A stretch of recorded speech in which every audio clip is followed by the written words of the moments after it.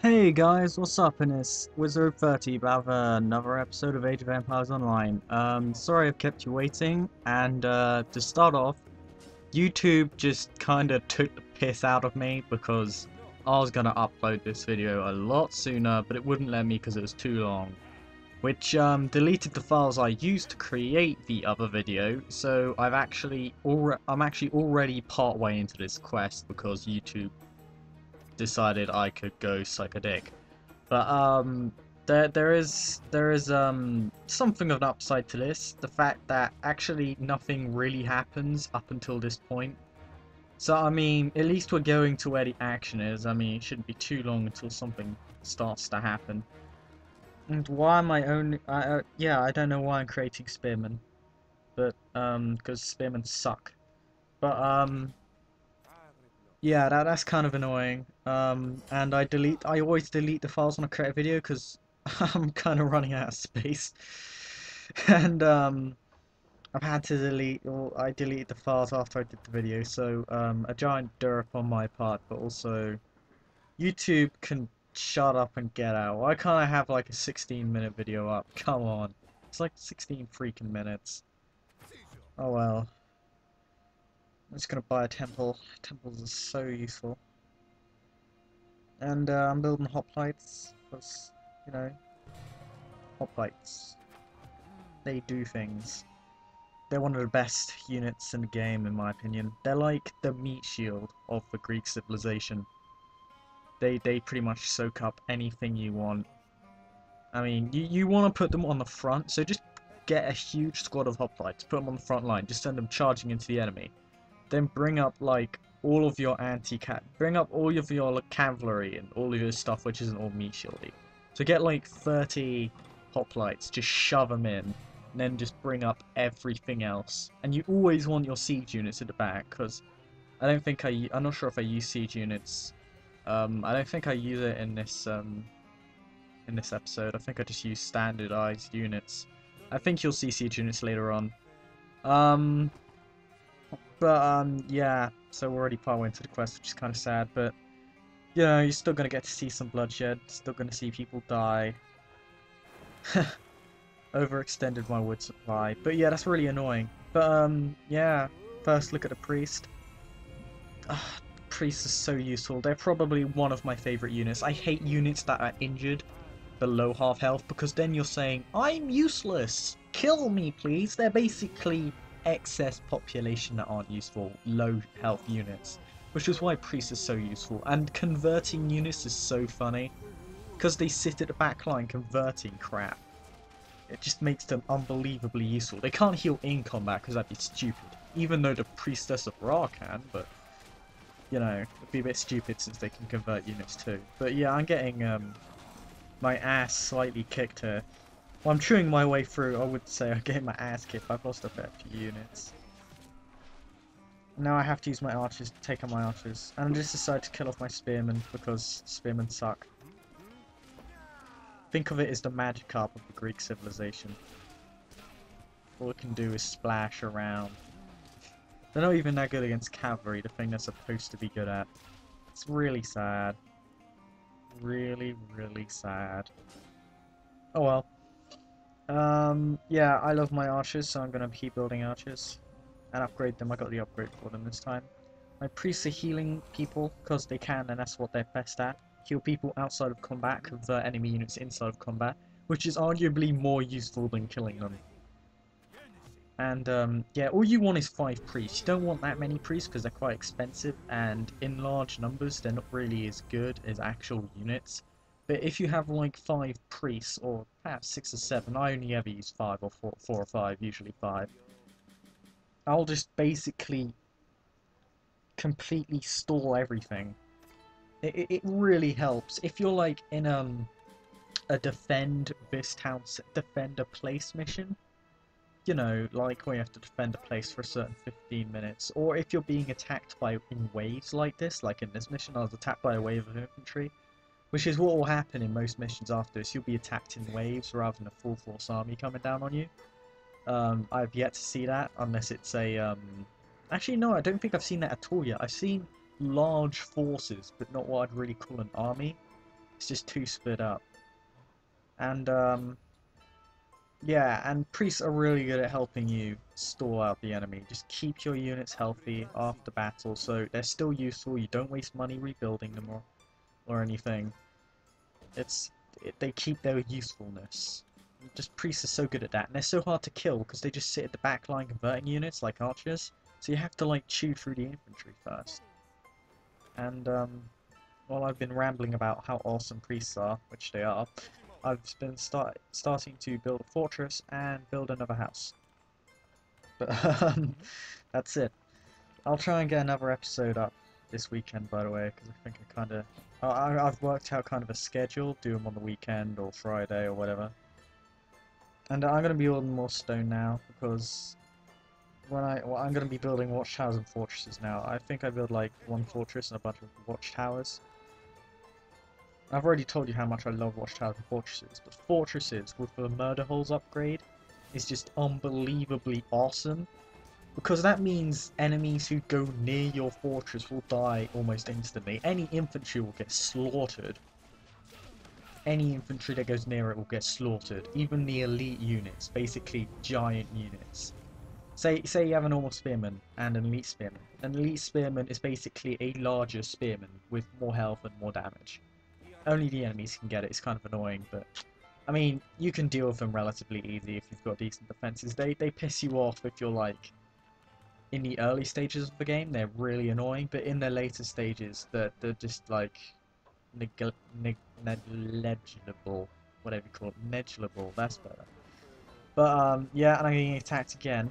But that's one of the other things about priests. They can convert elite units. I've done it before. It's so awesome, because you basically get a stronger unit for the same population.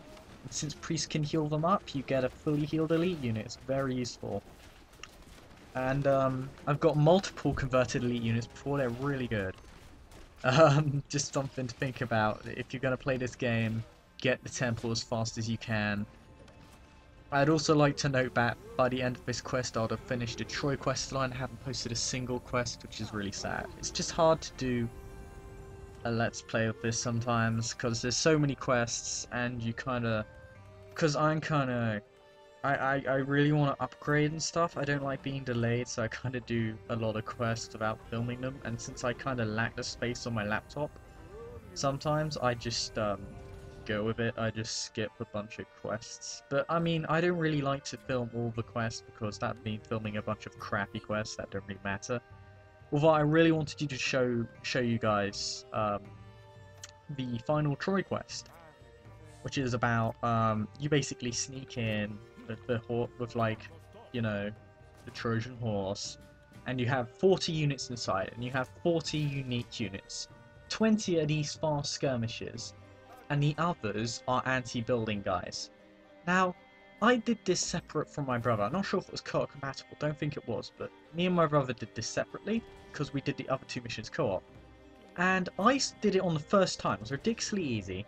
I got my 20 fast skirmisher units out, destroyed the gatehouse, piled up all my units beforehand, and I realised that the Trojan Horse, after I got out of it, was slightly damaged, and I didn't really know why at the time, because I literally, after I'd broken the gatehouse, all my units were piling in to get to the Palace of Achilles, and I brought out the other 20 anti-building units I had in my horse, so everything had basically piled together to come in the palace.